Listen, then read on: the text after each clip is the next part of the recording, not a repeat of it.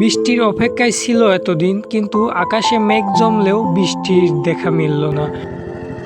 Last পর্যন্ত shallow machine জুড়ে ভুঁইতে পানির ব্যবস্থা করা হয়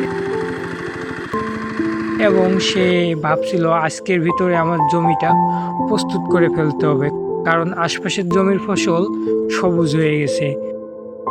তাই যত ক্লান্তি হোক, আজকে এই ভুঁইটা জাত করে ধান লাগানোর পরিবেশ করাই লাগবে।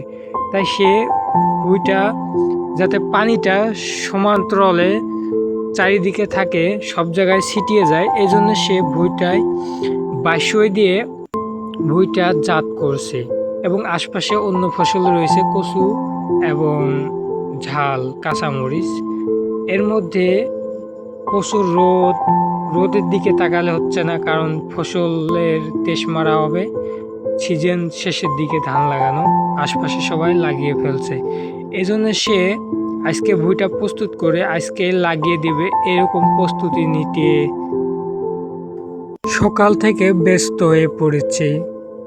ডিজেলের অনেক দাম, 1 লিটার ডিজেলের দাম 120 টাকা।